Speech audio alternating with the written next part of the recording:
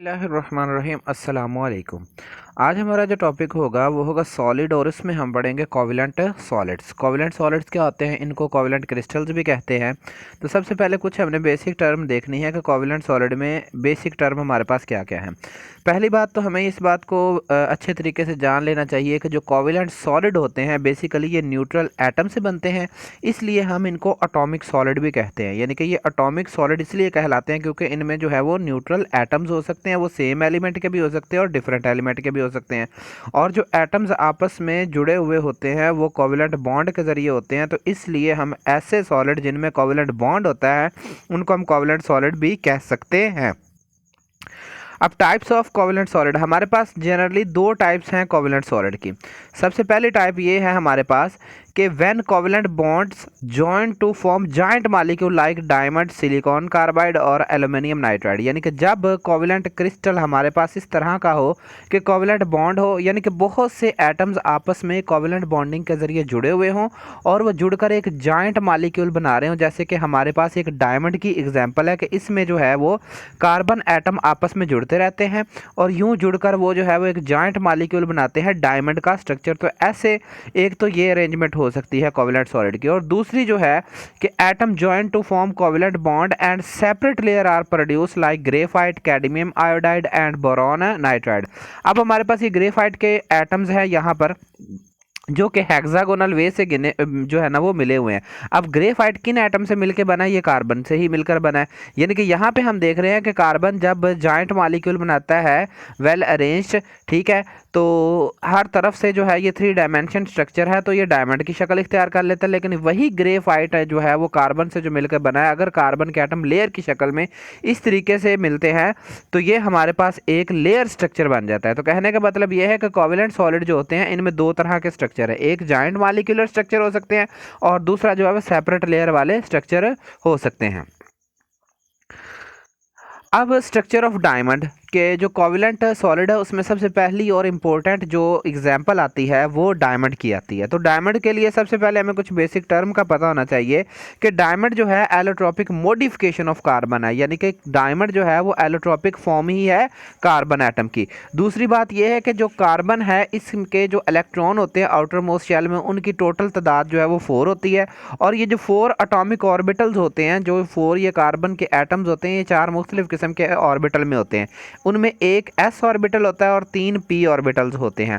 तो ये 4 atomic orbital जो हैं वो sp3 हाइब्रिडाइजेशन करते हैं और इस तरीके से वो sp3 हाइब्रिड ऑर्बिटल देते हैं। और जो अरेंजमेंट हमें एटम्स की जो मिलती है वो इस तरीके से हमें जो मिलती है वो टेट्राहेड्रॉन की मिलती है। ये देखिए अब एग्जांपल कि कार्बन किस तरीके से जो है वो आपस में जुड़े हुए हैं। यहाँ पे हमारे पास जो है वो कार्बन है और सेंटर वाले अगर आप कार्बन की स्टडी करें, इसको देखें तो ये 4 कार्बन एटम के साथ जो है वो ये मिला हुआ है। अब ये जो 4 कार्बन एटम है इनके दरमियान ये वाला जो बॉन्ड है यहाँ पर ये, ठीक है, 2 कार्बन एटम की ये जो अरेंजमेंट है इनके दरमियान जो बॉन्ड है इसे हम जो है वो बॉन्ड एंगल कहते हैं, और ये बॉन्ड एंगल जो है 109.5 का है। और ऐसी अरेंजमेंट ऑफ एटम को जो है वो हम क्या कहते हैं कि ये टेट्राहेड्रल अरेंजमेंट है। और यूं कार्बन जो है वो टेट्राहेड्रली दूसरे कार्बन एटम के साथ जुड़ता जाता है और इस तरीके से एक जॉइंट मॉलिक्यूलर स्ट्रक्चर देता है, जिससे फिर क्या बनता है, डायमंड बनता है। तो अगर हम इसकी जो है ओवरऑल स्टडी करें, जो मज़ीद अगर हम जो है वो इसके एटम्स के दरमियान डिस्टेंस को देखें कि 2 कार्बन एटम्स हैं, इनके दरमियान जो टोटल डिस्टेंस है 154 पिकोमीटर है और इनमें जो एंगल है वो है 109.5 और जो अरेंजमेंट है वो टेट्राहेड्रल है। यानी कि कार्बन के एटम्स एक दूसरे से बॉन्ड डिस्टेंस कितना रखते हैं, 154 पिकोमीटर, बॉन्ड एंगल जो है 109.5 बनाते हैं और शेप टेट्राहेड्रल बनाते हैं। और यूँ इस तरीके से टेट्राहेड्रल स्ट्रक्चर जो है वो बार बार रिपीट होता जाता है और रिपीट होने से कार्बन जो है वो डायमंड की फॉर्म इख्तियार कर लेता है। जैसे कि अब हमारे पास ये देखें, ये क्यूबिक स्ट्रक्चर, ओवरऑल डायमंड जो है वो एक क्यूब की शक्ल में इसका बन जाता है। मतलब पीछे हमने जो पढ़े हैं वो यूनिट पढ़े हैं, इसके यूनिट सेल पढ़े हैं। तो जब वो यूनिट बहुत ज़्यादा रिपीट होते रहते हैं तो फिर क्या होता है, डायमंड हमें एक जॉइंट मॉलिक्यूलर स्ट्रक्चर देता है जिसको फेस सेंटर्ड क्यूबिक स्ट्रक्चर कहते हैं, क्योंकि इसके जो फेस पे ये जो साइड पे ये जो आपको साइड पे ये दिख रहा है आपको, ठीक है, ये 2 इकट्ठे जो हैं वो आपस में करीबी थोड़ा दिख रहे हैं, तो ये सेंटर वाला ये फेस वाला है, ठीक है। तो ये फेस सेंटर्ड स्ट्रक्चर कहलाता है, क्योंकि हर फेस पर एक एक कार्बन एटम यहाँ पे आ रहा है, यहाँ पे नीचे ये नीचे वाले पे, इधर इसी तरीके से ये साइड पर भी एक हमारे पास है, और एक ये ऊपर हमारे पास ये जो सेंटर में है इन चार के। तो ये फेस सेंटर्ड स्ट्रक्चर हमें ओवरऑल शो करता है। अब कुछ हम प्रॉपर्टीज़ देखेंगे कोवेलेंट क्रिस्टल की। सबसे पहले they contain network of atoms के, इनमें जो एटम्स होते हैं वो नेटवर्क बनाते हैं, यानी कि हर तरफ से जो है वो ज्वाइन हुए होते हैं। तो जो पैकिंग ऑफ एटम जो होती है बेसिकली ये लूजर होती है than ionic and metallic crystal से, यानी कि इनकी जो पैकिंग होती है, इनके जो एटम्स आपस में मिलते हैं वो थोड़ा सा लूज बॉन्ड रखते हैं, किसके मुकाबले में, आयोनिक और मेटालिक क्रिस्टल के, इसलिए इनके स्ट्रक्चर को हम कह देते हैं कि ये ओपन स्ट्रक्चर रखते हैं, ठीक है।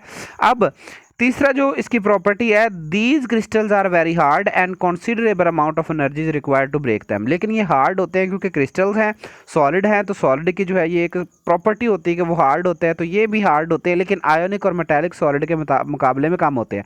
अब मेटालिक सॉलिड क्या होता है, जितने भी मेटल्स हैं जैसे कि लोहा, कॉपर वगैरह, ये सारे ये मेटालिक सॉलिड कहलाते हैं। और आयोनिक सॉलिड कौन से हैं, जैसे कि NaCl, सोडियम क्लोराइड होगा, कॉपर सल्फेट होगा, ये उनके मुकाबले में थोड़ा सा सॉफ्ट होते हैं।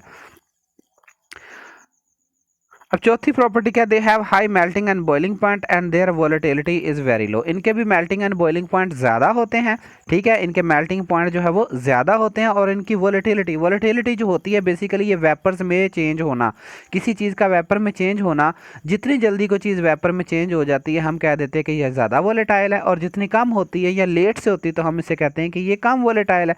तो क्योंकि जो मॉलिक्यूलर सॉलिड है इनमें एक स्ट्रॉन्ग बॉन्ड होता है, तो इनकी वोलेटिलिटी जो है वो लो होती है। अब हम देखते हैं कि हमारे पास जो कोवेलेंट क्रिस्टल्स हैं, due to absence of free electron, इनमें फ्री इलेक्ट्रॉन्स नहीं होते, क्योंकि सारे जो इलेक्ट्रॉन्स होते हैं वो बॉन्ड बनाने के लिए इस्तेमाल होते हैं, तो इनमें किसी किस्म के कोई फ्री इलेक्ट्रॉन्स नहीं होते। एंड आयंस या आयंस, पहली बात तो ये है कि ये एटम से मिलकर बने, आयन से मिलकर बने नहीं है, तो ना तो इनमें आयंस फ्री हैं और ना ही इनमें इलेक्ट्रॉन्स फ्री हैं, तो they are bad conductor of electricity. लेकिन जो ग्रेफाइट है, क्योंकि इसमें लेयर स्ट्रक्चर होता है, तो इलेक्ट्रॉन जो बिटवीन लेयर्स अवेलेबल होते हैं, जैसा कि ये ग्रेफाइट का स्ट्रक्चर है। तो ये जहाँ पर आपको डॉटेड लाइन दिख रही है ना, ये यहाँ पर लूज बॉन्ड है। कहने का मतलब ये है कि हर एटम का जो है वो एक डॉटेड बॉन्ड जो शो करवाया गया, असल में ये weak van der force of attraction से बना हुआ है, जबकि जो आपको वैसे लाइन यहाँ पे दिख रही है ये कोवेलेंट बॉन्ड है।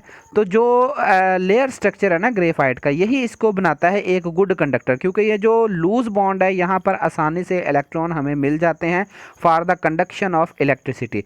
तो इसलिए जो ग्रेफाइट है ये लेयर स्ट्रक्चर में, यानी कि लेयर में फ्रॉम लेफ्ट टू राइट या राइट टू लेफ्ट अच्छी कंडक्टर है, लेकिन अप टू डाउन या डाउन टू अप ये जो है ये नॉन कंडक्टर है। तो ये एक बड़ी ज़बरदस्त जो है वो प्रॉपर्टी है ग्रेफाइट की, कि इसमें से एक तरफ से तो बिजली गुजर जाती है, कंडक्शन हो जाती है, लेकिन दूसरी तरफ से नहीं होती। उसकी रीज़न क्या है, क्योंकि लेयर्स में इलेक्ट्रॉन अवेलेबल है, जबकि perpendicular from top to bottom या बॉटम टू टॉप इलेक्ट्रॉन यहाँ पे अवेलेबल नहीं होते। अब इनसॉल्युबल इन पोलर सॉल्वेंट, पहली बात तो ये ध्यान में रखिएगा कि आम तौर पर सारे नहीं, लेकिन मैक्सिमम जो कोवेलेंट कंपाउंड होते हैं, कोवेलेंट क्रिस्टल्स होते हैं, कोवेलेंट सॉलिड होते हैं, इनकी नेचर जो होती है ना वो होती है नॉन पोलर। तो नॉन पोलर होने की वजह से ये पानी में सॉल्युबल नहीं होते, बल्कि नॉन पोलर सॉल्वेंट जैसे कि बेंजीन, कार्बन टेट्राक्लोराइड वगैरह में सॉल्युबल होते हैं। लेकिन डायमंड और सिलिकॉन कार्बाइड को अगर हम देखते हैं तो ये किसी भी सॉल्वेंट में नहीं जो है वो डिजॉल्व होता, क्योंकि इसकी बॉन्डिंग इंतहाई स्ट्रॉन्ग होती है, तो ये किसी भी एसिड, बेस या पोलर, नॉन पोलर पर इसका कोई इफेक्ट नहीं पड़ता। तो ये देखें, अब पोलर इस तरीके और नॉन पोलर इस तरीके, जो ऑयली पार्ट है ना अमूमन आप कह लें कि ये कोवेलेंट बॉन्ड रखता है, तो ये वाटर में डिजॉल्व नहीं होता, बल्कि उसके ऊपर जो है वो अलग से एक पहचान बना लेता है। अब हमारे पास ये है डायमंड की एक एग्जाम्पल। अब डायमंड क्या है, ये वो डायमंड है जो ज़मीन से निकलता है, मतलब खाम मिनरल डायमंड आप इसको कह सकते हैं, ठीक है। इसी तरीके और भी मुख्तलिफ फॉर्म ये है डायमंड की जो है वो हम ज़मीन से निकालते हैं। तो आफ्टर कटिंग के बाद जो है ये मुख्तलिफ किस्म की इतनी ब्यूटीफुल जो है वो इसके क्रिस्टल्स बन जाते हैं, यानी कि डायमंड हमें बिल्कुल वैसे नहीं मिलता जैसा हम देखते हैं, वैसे ये हमें एक आम स्टोन की शक्ल में मिलता है, जिसको हम फिर बाद में ठीक कटिंग करके उसकी शाइन वगैरह कर लेते होते हैं, ठीक है। जज़ाकल्लाह। अगर आपको ये लेक्चर अच्छा लगा हो तो प्लीज़ सब्सक्राइब माई चैनल।